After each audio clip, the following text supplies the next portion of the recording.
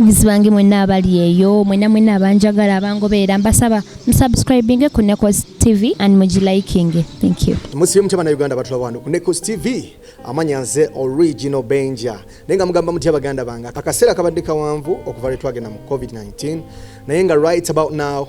I'm back. Nkomyeona ate mbenga batosa kebya kabi. Yes man. Gwe chobo manya stories ezakabi zonna ngenda banzi kutuusa ku wano updates zonna mawuli gonna gatuka ku celebrities bamwe ngenda banga batuusa ku wano ku NEKOZ TV ngera bwe twakikolanga era bwe tugenda kikolanga and right about now sigenda baruisa ngenda tandikirawo n'emboozi ekutte bana Uganda ombabiro. Of course Rema namakula onako lwaleero zibadde few hours back obedda kika ntono nnyo mabega Rema namakula yavuddeyo nakola post ebadde y'amaanyi post ebadde labika bulungi ngali ne family ye at the same time ngali ne ba in-laws oba betuyinza okuyita mu lulimi olwangu banazala ba anti nebigenderako ku family eri kati mu mbeera eyo Rema postinze ku social media platforms zezenjawulo yasose postinga Instagram. Ku Instagram chamulayenga postinze video emu whereby nti babadde bamu surprisinga. Mu mbeera eyo Dr. Hamza organizing akantu kali simple. So kati kino basalawo bakikole nti ku mazalibwa ga Rema Hamza asalawo abenga am surprising atya yagenda na bookinga tickets na bookinga gye bagenda okgenda byonna Hamza nabanga bikwasaganyako n'abenganda n'abemikwano ba Rema of which basazo bam surprising ne bamutwala ku kisaawe bamutwala ku kisaawe ky'ennyonyi olwatuka ku kisaawe ky'ennyonyi Rema yali alowooza Hamza amutambuzaamu mutwalako wali kumpimpi ne Amaal babenga banyumirwa obulamu naye okutuuka ku airport of course Rema yali very surprised banji bali bamulinze ba in-laws be nga kwotadde n'emikwano gye cause bw'otunulira mu ka video mwana muwala bamuyita Evelyn Namulondo yalina amaanyi mangi walinga agamba nino nkola nti watuka nkolewe nti bwe abana bali so kwegamba bali excited they were very excited nga balinza ate okubanga Rema bamu surprising. Rema chidda kikantono nnyo yayingirawo n'abasanga nga bali wali ku airport bamulindiridde nga buli omu akutta akatabo nga akutere tiketi osegeera waliwo nazi passes baziyina ezibakkiriza okubanga beeyongerayo ate okugenda okubanga bajaganya oba amazalibwa ga Rema n'ebigenderako kati mu mbeera eyo Rema yali very surprised era mu kusurprise eno Ramalo jiwa Rema namakula twalabyeko baby wa Rema gwe bayita Ama of course yabaddeko ne Dr. Hamza nga bali wali ku counter ya immigration immigration babadde ku office ya immigration oba kyoyinza oyita counter bali ku clearance nga bakiriyalinga mu mbeera eyo omwana muwala Amaal ne bamubuuza Ama nsi ki gy'ogendamu omanyi Ama we yabazeemu yamugambye tugenda Dubai nga Rema fense kolufa essanyu eryabadde wali ne surprise engeri gyaba surprise mbanayinga they were very happy nga buli kimu kitambulira ddala bulungi nnyo so kankusomeko ku videos zino muganda wange ate naawe wenga ozinyumirwamu katono ate mbe nga nkomawo nkutuusaako updates ez'enjawulo n'okuba nga nkongerayo mu mawulire aga Eddy Kenzo go agategedde we yabadde ne Ama nkyakuwa tovaawo ku NEKOZ TV amanya nze original benja katwabeko ku videos zino katono ate mbe nga nkomawo tovaawo.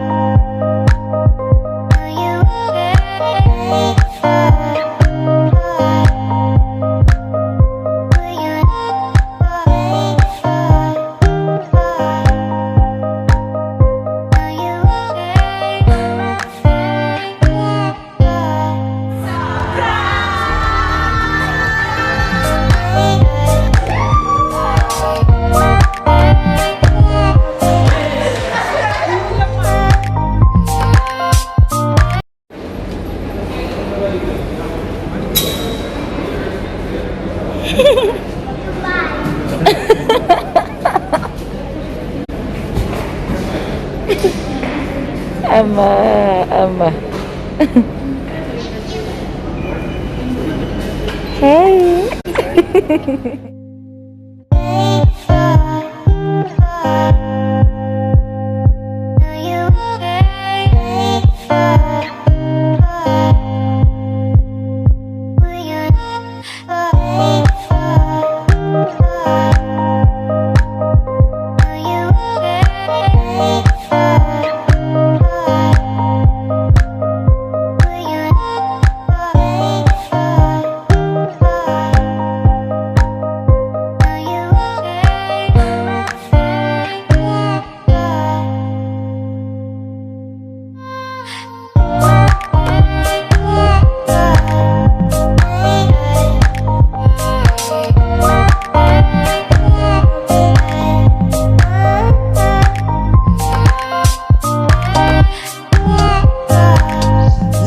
girayo mu video ya Rema namakulu girabye family members nga bamusurprisinga family friends bamusurprisinga nga tukyali ku kya Rema ate emabega kaawo lunaku lumu emabega Eddy Kenzo yavuddeyo omuyimbi waffe nabanga posting ekifaananyi bambi nga asitudde baby omu Amaal muwalawe of course yamuzaala muyimbi waffe la diva Rema namakula yabadde having some good time ne baby ono mukubeera nti taata w'omwana ate nga mabega kaawo twamulaba bambi musajja wattu yayisibwa bubi okitegeeza yayisibwa bubi kubanga baby ono yali tamufuna mufuli oba yali tasobola kumuaccessinga na kumulaba mu mbeera eyo kale mukubeera nti kyamunyiga musajja wattu ate baasobodde okubanga bamuwa kibebi kye kino kya Amaal na spending olunaku lamba nakyo ne bavinga good time baby Amaal ne bamutwala ne bamugulira byayagala obulamu n'abunyumirwa okugamba everything was good for Eddy Kenzo mukubeera nga Eddy Kenzo yabadde very excited yanyumiddwa okubanga spending time ne muwala we okitegeera omaje ekitegeeza okubeera ng'ospending akadde ako daddy daughter oba daddy son moment kwegamba kina engeri gyekyongera okubeera nga mubonding omuzadde n'omwana so Eddy Kenzo yabadde nga having the time ennungi ne muwala we kyamu exciting nnyo yabadde so excited yanyumiddwa on top of that n'abanga ate oluyimba olupya olunaku olwaleero atadde audio oluyimba baluyita weekend Limba walita weekend mukubeera nti ochenjawulo ekiri ku limba luno lwa weekend Eddy Kenzo lweyakata of course ekifaananyi kino kyeyekubiza bangi mukirayi nga kitrendinga all over social media nga asitudde Amaal nga asitudde kibebi kye bambi Amaal akuze muwala muto mulaba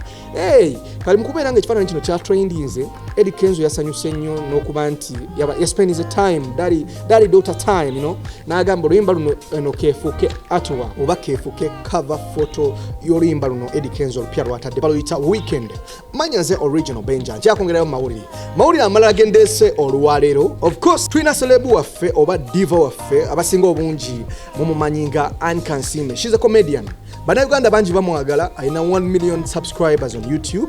bangi bagwa mu mukwano ne Kansime of which mukubeera nga bannayuganda bangi bagwa mu mukwano ne Kansime ne kits z'abakolereza comedy at the same time ate waliyo omukulu era eyagwa mu mukwano ne Kansime teyakoma kugwa bugwe mu mukwano at the same time n'akiteeka ku next level n'abanga ate Kansime amujja mu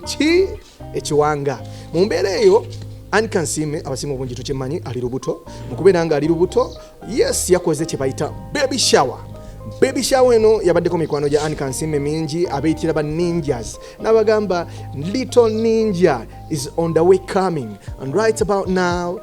party yabadde massive baby shower yabadde nungi Queen Shiba yabaddewo bantu bangi ya celebrities bangi yabaddewo ku baby shower ya Kansime buli kimu kyatambulidde ddala bulungi ekitegeeza nti omukulu ono agenda okujja yandiba mulenzi colors ezakozeseddwa ku baby shower of course bulaba kale ya blue okimanya bumanya nti akaana kagenda okujja ka baby bouncing boy yes man original benja gemanya nkyaba updates Zari mu lunaku lwe lumu lwe tulimu luno Zari tumulabyeko ate naye nga postinga all over her social media platforms tumulabyeko ku Instagram awo mwana yayingidde Tanzania kyankalanya Tanzania she's disturbing Tanzania in Ramadan whereby Zari mukyala musiramu abasinga obungi mukimanyi nti Zari mukyala musiramu Diamond Platinum naye kenyini musiramu kati mu mbeera eyo family kwegamba ya unitinze bakoze reunion mabega kwera twabalabako nga bali together bali Tanzania this time Ramadan ndoze ekisibo bagenda kimalako bonna Zari ne Diamond Platinum bagenda babeyagala bweyagazinga ekintu kibatambulira mu kisibo kino kyetulimu ekya Ramadan era nga naffe NEKOZ TV twagala tubagaliza ekisibo ekirungi n'abasiraamu mwenna abali baganda baffe tubagala nnyo bw'oba oli subscribe on NEKOZ TV nga subscribing man big up on yourself twagaliza ekisibo ekirungi obenga okiyitamu amanyanze original benja nkyakongerayo mu mawulire omukulu amanyikiddwa nga Frank Gashumba omukulu oyo aseka gudigudde lwaki munanga aliyo oyinza okuba weebuuza lwaki Frank Gashumba right about now aseka gudigudde lwaki aseka gudigudde lwaki aseka gudigudde munange gudigudde mu mbeera eyo emabega kaawo basinga obungi mukimanyi nti Shira Gashumba omwana ono muwala wa Frank Gashumba ebiseera bingi tuzze tumulaba ku social media nga posting omukwano gwabwe ewamu n'omukulu amanyikiddwa nga God's Plan bwe ba breaking amawulire gatambula nga break up in happenings ne bagezako okukakasa abantu nti ekyo si kituufu teba breaking nga naye nga break ups zaalingawo mu nkukutu bwe kibogerwa zaalingawo mu nkukutu ne ba breaking ne beesonyiwa ne bamala ne baddingana bwe kityo ng'ebyomukwanirawo obimanyi kati mu kubeera nga byaliwo bwe bityo this time abaana bano balabika ba breaking ddala kati mukubera nga ba breaking emabega ko twawulira omukulu Gashumba Frank yafuna obuzibu ne muwala we bambi Shira of which ngawo okimanyi nti omuzadde oba toyagadde musajja oli ate nga muwala we yegwa ayagala kwegamba kine ngeri kikunyigamu ate nga tolina kyakola omwana waba asazeewo okwagala omuntu omulala toyinza mufosinga kwagala gwe gw'oyagala ayagale kale omukulu ono God's plan alabikamu nga kibanda engeri gye kiri nti sportsman akabiri yakolamu bwe bityo naye ba breaking kati Gashumba right about now yebo jano yogerako nayo abantu baza ayogerako nabo abenjawulo bazze batugamba nti omukulu ono n'obugulu abadikira eri waggulu asambagala kama kyejo omwana namugamba kavubukako nali sikagala kavubukako naye kakati njagala afuna omusajja ayegaso omusajja ali mu kumagezo omusajja w'obuvunanyizibwa omusajja naweesa ekitiibwa omwana wange Shira Gashumba abasinga obungi tuze tumulaba azapo apostinga all over her social media platforms ebifaananyi byaza postinga ne updates azakola ku social media ze tuze tumulaba nga abawuna ne babawunsa ennaku zino sebo bamubawuna abaana we bali bamubeera ku kido wali Shira ali inspired by Spice Diana. At the same time Spice Diana mukwano gwe mwana ka Spice kachikuba bwe kati gabe nali babounce na kunika cheka ko next level nange ate nange kiba kinkolera mwana walire nchivimbamu sikiriza buninga ndiga mwana kunsembelera God's plan wabaze ne kuluye mwana kunetondera biki mwe gwe God's story chi mwana gwe God's soko oroba bawonsanga babawuna kati mumbere Frank Gashumba seka gudigudde Shira yandibanga yafunye omusajja omupya ate ngo omusajja asanyusa Frank Gashumba tata wa Shira obasezala oyo omusajja ebirala tujja batu bimanya masa wira tujja batu bikubano ku NEKOZ TV nga tubikuweereza okwongera mawulira amalala amawulire njagala okutuusaako ga Farida Nakazibwe TV personality waffe bana Uganda bangi mumwagala nnyo mukyalo no musiramu mukyala wa mpisa mukyala ayambala bulungi yewe ekitiibwa mu mbeera eyo Farida mukubeera nga yewe ekitiibwa n'okubanga yeeyisa bulungi oba yeesiza bulungi ku bantu yagudde mu bintu yafunye deal n'abachipa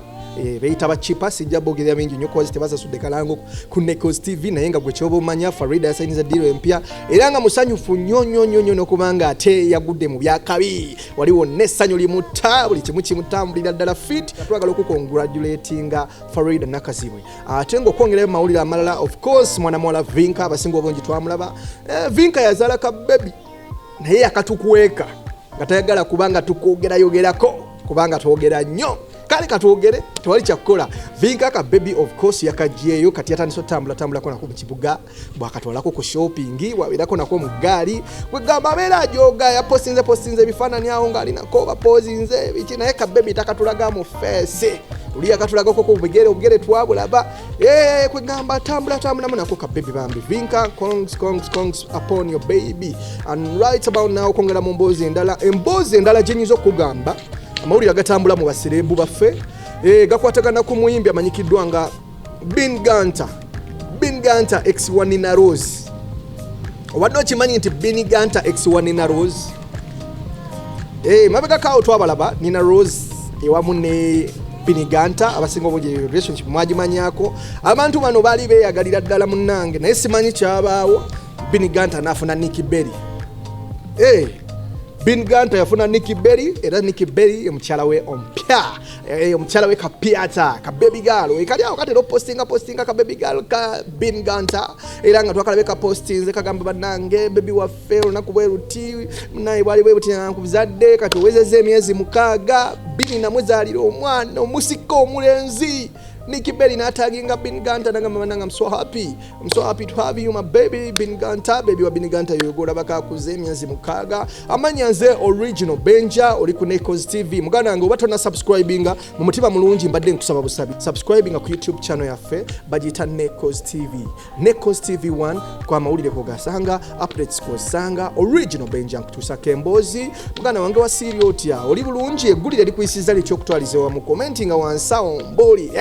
kastole kendese kano okutwalizewa mu kakutambulidde bulungi kaliwa kasinza okunyumira ka Rema ka Kenzo Vinka zali Kansime subscribe ngo tweyungeko updates zino nojja batozisuwa ebyakabi byonna ojja bisanga wano ku NEKOZ TV the original Benja yenze nyini nga kutuusaako subscribinga muzikirize mbelekeze baganda bange amawulire ge gwimbadde nago onaku lwaleero ebyakabi byonna bisanga ku NEKOZ TV subscribe I'm out. Nkwagala biri ebyalagidwa oh my bad ibi nkwagala biri ebyalagidwa oh my bad ibi what on Mr. John Black the African boy and NEKOZ TV. You know what it is. Subscribe what I baby sing oh yeah boss. Hello, this is Esther. Hello, this is Ezekiel. Subscribe on NEKOZ TV. I'm bulletproof, nothing to lose. Fire away, ricochet, you take your aim. Fire away, shoot me down, but I won't fall. I am titanium. Kusaba bambi tosheka bochuko izo kunzita tasheka omukwano shiradde kinuma eno kapyata kwetulo nywere nze Chosen Becky. Abawagizi bange mwenna abali eyo mwenna abanjagala abangobeera mbasaba subscribing ku NEKOZ TV and mugiliking. Thank you.